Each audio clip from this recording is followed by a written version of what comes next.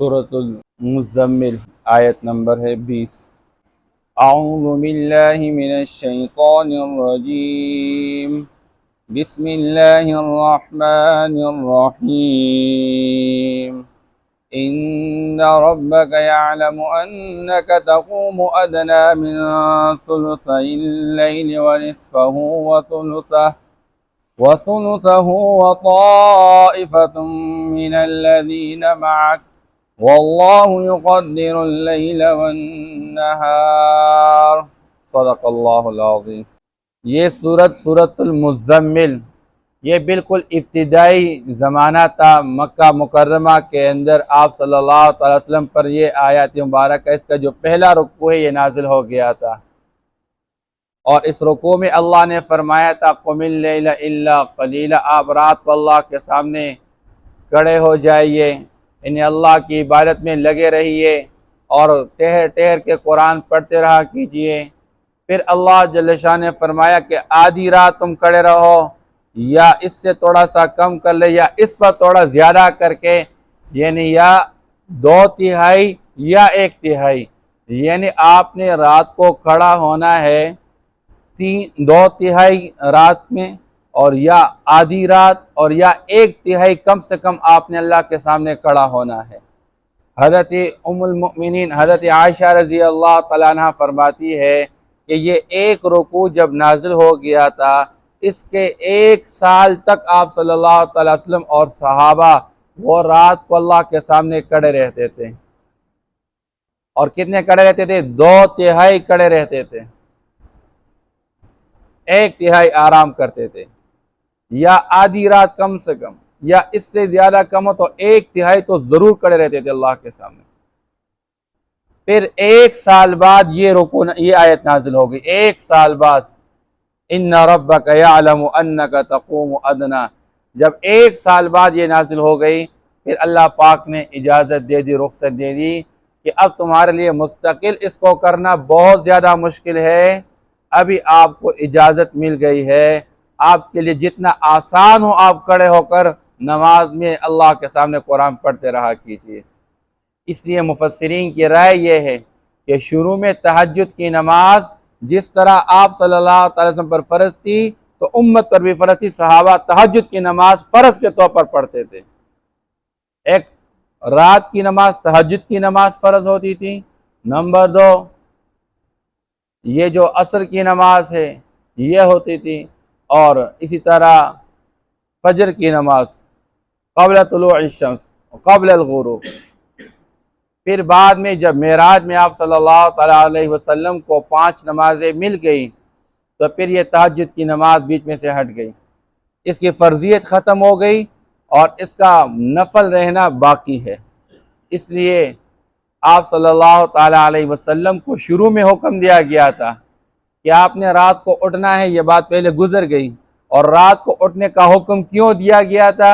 کہ آپ نے اپنے ساتھ ایک بھرپور جماعت تیار کرنی ہے۔ یہ پیغمبر کی بعثت کا مقصد کیا تھا، هو الذی ارسل رسولہ بالہدی ودین الحق لیظہرہ علی الدین کلہ، اللہ نے نبی آخر الزمان محمد مصطفیٰ احمد مجتبیٰ صلی اللہ تعالیٰ وسلم کی بعثت فرما دی تاکہ دین اسلام کو بقیہ تمام ادیان پر غالب کر دے، اور پیغمبر اکیلے نہیں کر سکتا، پیغمبر کے ساتھ جماعت کی ضرورت ہے۔ اس لیے جہاں جماعت مضبوط ہوتی ہے وہاں کام آگے بڑھتا ہے، جہاں جماعت کمزور ہو وہاں کام بہت مختصر چلتا ہے۔ اس لیے اللہ نے فرمایا آپ نے بھرپور جماعت تیار کرنی ہے اور جماعت کی تربیت کرنی ہے، اور تربیت میں سب سے بڑا دخل رات کو اللہ کے سامنے کھڑے ہونے میں ہے۔ اس لیے جو بندہ چاہتا ہے کہ میں دین کا کام کروں اور پوری دنیا تک میرا پیغام پہنچ جائے، اس کے ذمہ رات کو اٹھنا، اللہ کے سامنے کھڑا ہونا اور نماز میں قرآن پڑھنا یہ لازم ہے، ورنہ انسان کی دعوت وہ پسی رہے گی، اس کا فائدہ کوئی نہیں ہوگا، باتیں ضرور ہوگی، بیانات بڑے بڑے ہوں گے، لیکن معاشرے پر اثر کوئی نہیں ہوگا، لوگ دین کی طرف نہیں آئیں گے۔ اس لیے جو دیندار لوگ ہوتے ہیں، جو اپنے آپ کو دین کے حوالے سے ذمہ دار سمجھتے ہیں کہ ہمارے ذمہ یہ دین ہے اور اللہ کا پیغام پہنچانا ہے، ان کے لیے رات کو اٹھنا لازمی ہے، چاہے وہ 2 رکعت کیوں نہ ہو۔ آپ صلی اللہ تعالیٰ وسلم نے فرمایا रकातानी फी जौफिल लैल खैरुम मिनद दुनिया व मा फीहा, कि रात के वक़्त में 2 रकात नफल नमाज पढ़ना दुनिया और दुनिया के अंदर जितनी चीजें सबसे ज्यादा बेहतर है। इसलिए आप सल्लल्लाहु ताला अलैहि वसल्लम खुद भी एतमा, और पिछले उम्मतों के अंदर भी नेक लोगों का ये एक खसलत और उनकी ये आदत रही है कि वो रात को उठते थे, अल्लाह के सामने खड़े रहते थे। इसलिए आप सल्लल्लाहु अलैहि वसल्लम ने इसके फजाइल बयान फरमा दिए कि रात को उठना, एक तो इससे गुनाहों से बंदा रुक जाता है, अल्लाह का कुर्ब नसीब हो जाता है, और गुनाहों के मिटने का एक बहुत बड़ा जरिया है। बहरहाल तो इस आयत में आगे अल्लाह ने 1 साल बाद रुख्सत दे दी कि चूंकि आपके लिए ये मुश्किल है सारी ज़िंदगी इस तरह चलना, तो अल्लाह फरमाते इन्ना रब्बका यअलमु, आपका रब जानता है, अन्नका तक़ूमु अदना मिन सुलुसैल लैल, कि आप 2/3 के करीब अल्लाह के सामने पूरी रात खड़े रहते हैं, 2/3, वनिस्फहु, और आप आधी रात कभी खड़े रहते हैं, वसुलुसहु, और कभी आप 1/3 रात अल्लाह के सामने खड़े रहते हैं, व ताइफतुम मिनल लज़ीना मअक, आप भी खड़े रहते हैं, और आपके साथ जो जमात है सहाबा की वो भी अल्लाह के सामने इसी तरह खड़े रहते हैं, कभी 2/3, कभी आधी रात, कभी 1/3। वल्लाहु युक़द्दिरुल लैल वन नहार। अब सहाबा को परेशानी होती थी, ऐसा ना हो कि हमारी आंख लग जाए और हमारी ये इबादत ज़ाया हो जाए। कभी कभार वो पूरी पूरी रात जागते रहते थे, इसके लिए सोते नहीं थे, तो मुश्किल पड़ जाता था। और आज के ज़माने की तरह कोई दौर तो था नहीं कि किसी के पास अलार्म हो, घड़ी हो, मोबाइल हो कि वो टाइम पे लगा दे और वो बजे और फिर बंदा उठ जाए, इस तरह के हालात थे नहीं। इसके बेचारे डर डर के बाज़ औक़ात पूरी रात जागने में गुजार देते थे। तो वल्लाहु युक़द्दिरुल लैल वन नहार, अल्लाह फरमाते अल्लाह ही दिन और रात को अंदाजे पे कर लेते हैं। अलिमा अल्लन तुहसूहु, अल्लाह जानते कि तुम इसको पूरा नहीं कर सकोगे। क्यों? सारी जिंदगी तुम्हारे लिए इसी तरह चलना कि हर रात 2/3, हर रात आधी रात, या हर रात कम से कम 1/3 खड़ा रहना अल्लाह के सामने, ये तुम पूरा नहीं कर सकोगे सारी जिंदगी। क्यों? अल्लाह जल्ल शान खुद आगे इल्लत बयान फरमाते हैं, लेकिन अल्लाह फरमाते फताब अलैकुम, जब तुम पूरा नहीं कर सकते हो तो अल्लाह पाक बंदे को इतना मुकल्लफ नहीं बनाते कि जो बंदा की कुव्वत और ताकत और इस्तेदाद ना हो। ला युकल्लिफुल्लाहु नफ्सन इल्ला वुसअहा, अल्लाह हर बंदे को उसकी कुव्वत और ताकत के बराबर मुकल्लफ बनाते। एक बंदा खड़े होकर नमाज नहीं पढ़ सकता, ज़रूर नहीं कि खड़ा हो जाए, अल्लाह ने इजाज़त दी बैठ के पढ़ो। एक बंदा बैठ के भी नहीं पढ़ सकता, फरमाया लेट के पढ़ो, लेट के भी नहीं पढ़ सकता, इशारे के साथ पढ़ो। लेकिन ये नहीं कि नमाज पढ़ना ही छोड़ दें, ये अल्लाह के यहाँ नहीं, बस पढ़ो ज़रूर भाई, जब तक होश हवास कायम है नमाज पढ़ने का एहतमाम। लेकिन आपको फिर दर्जात दिए गए हैं। बहरहाल अल्लाह जल्ल शान फरमाते फताब अलैकुम, जब तुम पूरा नहीं कर सकते हो, अल्लाह तुम पर रुजू कर चुके मेहरबानी के साथ, अब तुम्हें इजाज़त है फ़क़रऊ मा तयस्सर मिनल कुरान, तुम कुरान में से उतना पढ़ो जितना तुम्हारे लिए आसान हो। एक बंदा समझते मैं रात को 2-3 घंटे खड़े होने की वजह से पूरा दिन मेरा फिर ज़ाया होता है, फिर नेक अमल दिन को नहीं हो जाता, तो फिर अच्छी बात यह है कि बंदा कुछ आराम कर ले, 1 घंटा अल्लाह के सामने खड़ा रहे।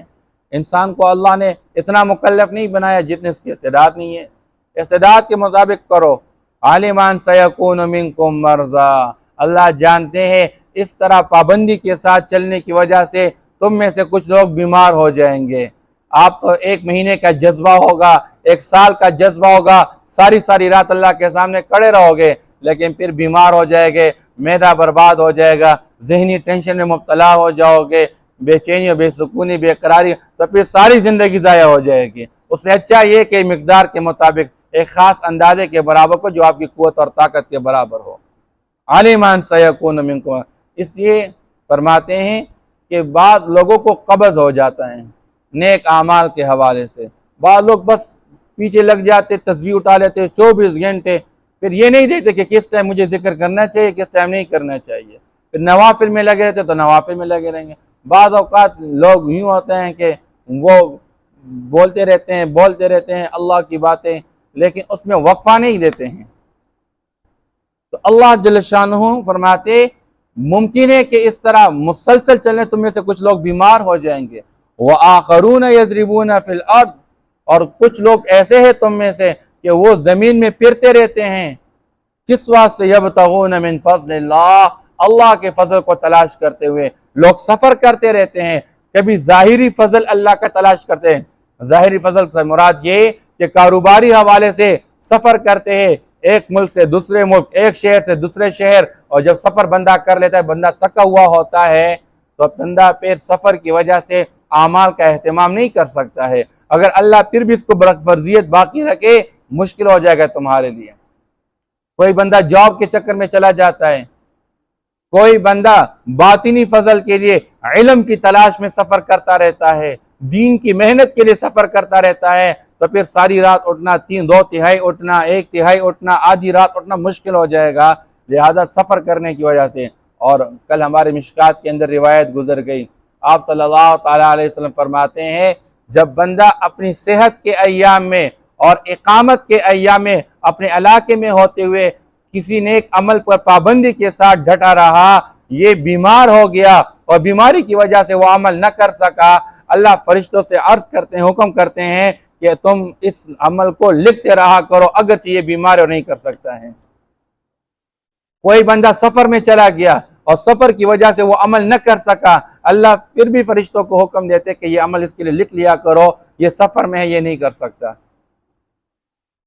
اس لیے اپنے معمولات بنانے چاہیے، لیکن ایک اندازے کے برابر، بڑوں کے مشورے کے ساتھ، اکابر کے مشورے کے ساتھ، علماء کے مشورے کے ساتھ۔ بارہا اللہ فرماتے ہیں وَآخَرُونَ يُقَاتِلُونَ فِي سَبِيلِ اللَّهِ، اور ایک وقت آنے والا ہے کچھ لوگ تم میں سے اللہ کے راستے میں جہاد کریں گے، قتال کریں گے، کیونکہ ہم نے پورے دنیا کے اندر دین اسلام کو غالب کرنا ہے، اس کے لیے کفر کی بے خونی کرنی ہے اور دنیا کے اندر اسلام کے مضبوط بنیادیں ہم نے گاڑنی ہے، جس کے لیے تم نے میدان میں نکلنا ہوگا۔ ابھی جہاد کا حکم آیا نہیں ہے، جہاد کا حکم تو بعد میں 12 سال بعد بدر کے میدان میں پھر حکم آیا، پھر وہاں پر لوگ نکلے، لیکن اللہ نے فرمایا اگر ابھی سے تم پر یہ رات کی بات یوں ہی فرض رہے تو مشکل ہو جائے گا تمہارے لیے، میدان جہاد میں تکاوٹ ہو جائے گی، دشمن کے سامنے تلوار چلانی ہوگی، پھر آپ رات کو اٹھ کھڑے ہو کے عبادت نہ کر سکیں گے۔ اس لیے فرضیت نہیں ہے، استحبابی طور پر، نفلی طور پر جو جتنا کر سکتا ہے فَقْرَؤُوا مَا تَيَسَّرَ مِنْهُ، جتنا آسان ہو وہ کر لیا کرو، جتنا آسان ہو پڑھ لیا کرو۔ آپ صلی اللہ تعالیٰ علیہ وسلم فرماتے ہیں الجہاد ماضٍ الی یوم القیامہ، جہاد قیامت تک جاری رہے گی، ہو نہیں سکتا امت کے اندر کبھی کسی موقع پہ جہاد منقطع ہو جائے۔ ہاں یہ الگ بات ہے کبھی زمین کے کسی حصہ میں اور کبھی کسی حصہ میں، جیسے آج کے ایام میں فلسطین کے اندر بات چل رہی ہے، غزہ کے اندر بات چل رہی ہے، اور لوگ ماشاءاللہ ڈٹ کے کھڑے ہیں، اپنے بچوں کے لاشیں اٹھا رہے ہیں، اپنے بچوں کے بدن کے ٹکڑے اٹھا رہے ہیں، خون کا خون بہ رہا ہے، گھر تباہ ہو رہے ہیں، لیکن ماشاءاللہ ڈٹ کے کھڑے اللہ کے سامنے۔ وَقَاتِلُوا فِي سَبِيلِ اللَّهِ حَتَّى لَا تَكُونَ فِتْنَةٌ، اللہ فرماتا تم اللہ کے راستے میں لڑتے رہا کرو یہاں تک کہ کوئی فتنہ باقی نہ رہے۔ حضرت ابوبکر صدیق رضی اللہ تعالیٰ عنہ فرماتے ہیں جب آپ صلی اللہ تعالیٰ علیہ وسلم دنیا سے پردہ فرما چکے، لوگوں کو بیان فرما چکے اور کہنے لگے یاد رکھو جب بھی کوئی قوم جہاد کو چھوڑ لیتی ہے تو یضربہم اللہ یا ضربہم اللہ بالذلہ، اللہ ان پر ذلت اور رسوائی کو طاری کر لیتے، جالو کر لیتے۔ کیونکہ ہمارے آج کے معاشرے میں ایک بیرونی جھنڈے کی سازش کی بنیاد پر جہاد کے لفظ کو بدنام کیا گیا، مجاہد کو بدنام کیا گیا، ایسے حالات بنائے گئے کہ مسلمان کراہت محسوس کرتا ہے، حالانکہ حقیقت تو جہاد کی یہ نہیں ہے کہ خواہ مخواہ کسی کا خون بہائے۔ اسلام کہتا ہے پہلے دعوت دو، بات مان لے تو ٹھیک ہے، نہ مانے تو جزیہ ان پر رکھ لو، اگر جزیہ دینے پہ آمادہ ہو جائے چھوڑ دو، کوئی مسئلہ نہیں، اگر اس کے بعد تو پھر اس کے بعد تلوار لے کر ان کے سامنے لڑو۔ اور وہ بھی جہاد اس کے لیے ضروری نہیں کہ خواہ مخواہ خون بہارے، وہاں پر اسلام کا غلبہ مقصود ہے، اسلام غالب رہے۔ اس لیے اقبال نے اس امت کو کیا بتایا کہ میں تجھ کو بتاؤں کہ تقدیر امم کیا ہے، امت کی تقدیر کیا ہے، امت کی ترقی اور امت کا زوال کس بات پر مبنی ہے کہ جب بندہ کے ہاتھ میں، نوجوان کے ہاتھ میں تلوار ہوگی، شمشیر، تو تب یہ امت یہ ترقی کرے گی، اور جب ان کے ہاتھوں میں رباب آ جائے، ان کے ہاتھوں میں گٹار آ جائے، ان کے ہاتھوں میں ڈول باجے آ جائے، تو سمجھو کہ یہ امت زوال کے راستے پہ چل پڑی ہے۔ یہ علامہ اقبال کا قول ہے۔ اس امت نے کہا کہ جی علامہ اقبال نے ایک خواب دیکھ لیا اور اللہ نے اس کو پورا کر لیا۔ اب اس کے اس قول کو بھی دیکھے کہ جب بھی اس ملک کے اندر ڈول باجے عام ہو جائے، نوجوانوں کے ہاتھ میں یہ چیزیں آ جائیں گی، سمجھو کہ یہ امت زوال پذیر ہو چکی ہے۔ اس لیے اللہ فرماتے ایک وقت وہ آئے گا کہ تم نے میدان میں لڑنا ہوگا، پھر مشکل ہو جائے گا۔ فقر ما تیسر من واقیموا الصلاۃ، اب تمہارے ذمہ کام کیا ہے کہ راتوں کو اٹھ کے، یہ فرض نہیں ہے، البتہ دین کے کام کرنے والوں کے لیے بہتر یہ ہے واقیموا الصلاۃ وآتوا الزکاۃ، اور نماز، فرض نماز قائم کرتے، اس میں کسی کے لیے کسی قسم کی چھوٹ نہیں ہے۔ فرض نماز قائم کرتے رہا کیجئے، وآتوا الزکاۃ، اور زکوٰۃ ادا کرتے رہا کیجئے۔ اللہ کا غصہ ٹھنڈا ہوتا ہے نماز پڑھنے سے، بلکہ یہاں تک سمجھایا گیا ہے جیسے ایک غلام بھاگا گیا ہو اپنے مالک سے، اور مالک کو خوب غصہ آیا ہوا ہو، لیکن غلام اپنے ہی طور پہ خوشی خوشی آ کے مالک کے پاس بیٹھ جاتا ہے اور معافی مانگ لیتا ہے، مالک خوش ہو جاتا ہے۔ ایسے ہی جب مسلمان اللہ کی طرف سے بلاوا حی علی الصلاۃ حی علی الفلاح سن کے اللہ کی طرف لوٹ آ جاتا ہے، اللہ کے سامنے کھڑے ہو کے گڑ گڑا کے روتا ہے، معافی مانگتا ہے، اللہ کا غصہ ٹھنڈا ہو جاتا ہے۔ آپ صلی اللہ علیہ وسلم کی آنکھوں کی ٹھنڈک نماز کے اندر ہے، اس لیے فرض نماز پڑھنے کا اہتمام کرو۔ وآتوا الزکاۃ، اور مال کے اعتبار سے آپ پر زکوٰۃ فرض ہے سالانہ۔ اللہ جل شانہ نے مال کے اعتبار سے 2.5% وہ 52.5 تولے چاندی کی قیمت کا بندہ مالک بن جائے، یا 7.5 تولے سونے کا مالک بن جائے، اور اگر انسان کے پاس کوئی زمین ہے اور زمین میں سے پیداوار ہے، اس کا عشر ادا کرتے رہا کرو۔ وَأَقْرِضُوا اللَّهَ قَرْضًا حَسَنًا، اور اللہ کو قرض حسن دیا کرو۔ قرض حسن سے مراد کیا؟ اللہ کے کنبے میں سے، اللہ کی مخلوق میں سے کوئی غریب، فقیر اور مسکین ہے، ان پر خرچ کرتے رہا کرو۔ یہ اللہ کو قرض دینا ہے۔ اللہ کے دین کے لیے ضرورت پڑ جائے، اللہ کو دیتے رہا کرو۔ آپ صلی اللہ علیہ وسلم نے فرمایا کہ میں نے جبریل کے ساتھ جا کے عرش پہ ایک جملہ دیکھا، اور اس پہ لکھا گیا تھا جو بندہ کسی اللہ جل شانہ کو قرض دیتا ہے تو اس قرض کے بدلے اس کو جو ثواب ملتا ہے وہ ایک کے بدلے اللہ جل شانہ 10 عطا فرماتے ہیں۔ لیکن جو کسی مسلمان کو قرض کے طور پر 1 روپیہ دیتا ہے، کسی بندے کو قرض کے طور پر 1 روپیہ ایک صدقہ کے طور پر اللہ کو قرض دینا، اور ایک کسی انسان کو ضرورت ہے اس کو قرض دینا، جو 1 روپیہ قرض کسی انسان کو دے دیتا ہے، اللہ اس کے بدلے اس کو 18 درجے کا ثواب عطا فرماتے ہیں۔ اب اللہ کو قرض دے،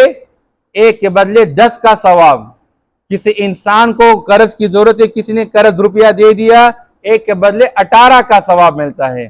آپ صلی اللہ علیہ وسلم فرماتے میں حیران ہو گیا کہ ایک اللہ کے مخلوق پہ صدقہ کرنے سے 1 کے بدلے 10 کا ثواب، اور ایک انسان کو قرض دینے سے 1 کے بدلے 18 کا ثواب ملتا ہے۔ یہ کیوں؟ فرمایا گیا کہ جب بندہ کوئی بھی صدقہ خیرات کرتا ہے تو کبھی مناسب جگہ پہ لگ جاتا ہے اور کبھی نامناسب، کبھی مستحق تک پہنچ جاتا ہے اور کبھی مستحق تک پہنچتا نہیں ہے۔ لیکن جب بندہ کسی ضرورت مند انسان کو قرض کے طور پر پیسے دے دیتا ہے اور وہ قرض اس کو واپس کر لیتا ہے تو صحیح حقدار کو پیسہ دے دیتا ہے، تو وہ جو جس نے 1 روپیہ دیا تھا اس کے بدلے میں اس کو 10 ملنے تھے، تو اس نے 1 روپیہ واپس لے لیا قرض اپنا، اور وہ 9 رہ گئے، تو 9 کو اللہ ڈبل کرتے، اللہ 18 کا ثواب دے دیتے ہیں۔ لیکن آج کے زمانے میں کسی کو قرض پیسہ دینا اپنا پیسہ ضائع کرنا ہوتا ہے، کیونکہ کوئی واپس، جسے فرمایا مطل الغنی ظلم، ایک بندے نے کسی سے قرض پیسے لیے ہوئے اور اس کے پاس پیسہ آ بھی گیا اور پھر بھی واپس نہیں کر رہا، ٹال مٹول کرے، فرمایا یہ سب سے بڑا ظالم، یہ ظلم کر رہا ہے۔ ہاں اگر بندہ قرض پیسے لے چکا ہے اور یہ بندہ کوشش کر رہا ہے کہ میں پیسے واپس کر لوں، اس کے پاس گنجائش نہیں بن رہی ہے، اور جس کے قرض ہے یعنی جو مالک ہے اس پیسوں کا، اور اس سے کہتا ہے کہ جی مجھے آپ 2-4 دن اور مزید ٹائم دے دے، تو جتنا یہ بندہ اس کے ساتھ رعایت کرتا ہے اور جتنے دن مزید بڑھاتا ہے، اللہ ہر دن اتنے ہی پیسے اللہ کے راہ میں صدقے کرنے کا ثواب عطا فرماتے ہیں۔ اس لیے فرمایا وَأَقْرِضُوا اللَّهَ قَرْضًا حَسَنًا وَمَا تُقَدِّمُوا لِأَنفُسِكُم مِّن خَيْرٍ، تم اپنے لیے آگے جو کچھ بھیجو گے، چاہے وہ نماز ہو، چاہے وہ روزہ ہو، چاہے وہ زکوٰۃ ہو، چاہے وہ حج ہو، چاہے کسی مسلمان کے ساتھ خیرخواہی ہو، چاہے اللہ کے راستے میں میدان میں دشمن کے سامنے ڈٹ کے لڑنا ہو، چاہے رات کو اٹھنا ہو، ہر چیز، ہر نیک عمل کو تم قیامت کے دن پاؤ گے عند اللہ، اللہ کے ہاں، ہوا خیرن، تم اس کو بہت بہتر پالو گے، اللہ اس کے اجر کو بڑھا چڑھا کے تمہیں عطا فرمائیں گے، وَأَعْظَمَ أَجْرًا، اور اس کا اجر بہت بڑا ہوگا۔ یہاں تک کہ انسان دنیا میں جو دعائیں مانگتا ہے اور سمجھتا ہے کہ میں اتنی دعائیں مانگتا ہوں میری دعا قبول نہیں ہوتی ہے، جب قیامت کا دن ہوگا اللہ بہت ساری نعمتوں سے بندے کو نوازے گا، بندہ کہے گا یا اللہ میں نے تو اتنے اعمال نہیں کی جتنے مجھے یہ نوازا جا رہا ہے، اللہ فرمائیں گے تمہاری وہ دعائیں ہیں جو تم دنیا کے اندر مانگتے رہتے تھے لیکن وہ دنیا میں قبول نہیں ہوئی تھی، میں نے آخرت کا ذخیرہ بنایا تھا۔ بندہ کہے گا کاش دنیا کے اندر میری ایک دعا بھی قبول نہ ہوتی۔ آج تو بندہ مایوسی کا شکار ہوتا ہے۔ اللہ فرماتے ہیں وَاسْتَغْفِرُ اللَّهِ، اللہ سے بخشش طلب کرتے رہا کرو۔ انسان ہے کوئی کمزوری ہو جاتی ہے نماز میں، زکوٰۃ میں، انسان اللہ کے احکام کو پورا کرنے میں کمزوری کر لیتا ہے، اس کے لیے استغفار کرتے رہا کرو۔ جس طرح عمل کرنے کا حق ہوتا ہے اس طرح ہم عمل نہیں کر سکتے، اس لیے ہمارے جماعت کے ساتھی کہتے ہیں اب جی ہر عمل کے ختم ہونے پہ استغفار کر لیا کرے تاکہ اللہ پاک اس کی کمی کوتاہی کو پورا کرے اور اس عمل کو اللہ قبول فرمائے۔ ان اللہ غفور الرحیم، یقین اللہ پاک بخشنے والے مہربان ہے۔ ان ربک یعلم، یقیناً آپ کا رب جانتا ہے، انک تقوم ادنی من ثلثی اللیل، یقیناً آپ کھڑے رہتے ہیں 2/3 رات کے اندازے کے برابر، ونصفہ، اور کبھی آدھی رات، وثلثہ، اور کبھی 1/3 رات، وطائفۃ من الذین معک، اور ایک جماعت ان لوگوں میں سے جو آپ کے ساتھ وہ بھی کھڑے رہتے ہیں، واللہ یقدر اللیل والنہار، اور اللہ جل شانہ اندازہ کرتے ہیں دن اور رات کو، علم ان لن تحصوہ، اللہ جانتے ہیں کہ تم ہرگز اس کو پورا نہ کر سکو گے، فتاب علیکم، پس اللہ جل شانہ نے تم پر مہربانی کے ساتھ رجوع کر لیا ہے، فقرؤوا ما تیسر من القرآن، پس تم پڑھتے رہو قرآن میں سے جو تمہارے لیے آسان ہو، عالم ان سیکون منکم مرضی، اللہ جانتے ہیں کہ ان قریب تم میں سے کچھ لوگ بیمار ہو جائیں گے، وآخرون یضربون فی الارض، اور کچھ لوگ تم میں سے وہ زمین میں سفر کرتے رہتے ہیں، یبتغون من فضل اللہ، اللہ کے فضل میں سے کچھ تلاش کرتے ہوئے، وآخرون یقاتلون فی سبیل اللہ، اور کچھ لوگ اللہ کے راستے میں قتال کرتے رہیں گے، فقرؤوا ما تیسر منہ، پس آپ پڑھتے رہا کرے اس قرآن میں سے جتنا آپ کے لیے آسان ہو، وَأَقِيمُوا الصَّلَاةَ وَآتُوا الزَّكَاةَ، اور فرض نماز قائم کرتے رہا کیجئے، وَآتُوا الزَّكَاةَ، اور زکوٰۃ دیتے رہا دیجئے، وَأَقْرِضُوا اللَّهَ قَرْضًا حَسَنًا، اور اللہ کو قرض حسن دیتے رہیے، وَمَا تُقَدِّمُوا لِأَنفُسِكُم مِّن خَيْرٍ، اور جو بھی تم بھلائی کے کاموں میں سے اللہ کے پاس آگے بھیجو گے، تجدوہ عند اللہ، کل قیامت کے دن تم اس کو اللہ کے ہاں پاؤ گے، ہوا خیرا، اس کو تم بہت بہتر پاؤ گے، وَأَعْظَمَ أَجْرًا، اور اس کا اجر بہت بڑا پالو گے، وَاسْتَغْفِرُوا اللَّهَ، اور اللہ سے بخشش طلب کرتے رہا کرو، ان اللہ غفور الرحیم، یقین اللہ پاک بخشنے والے مہربان ہے۔ صدق اللہ علیہ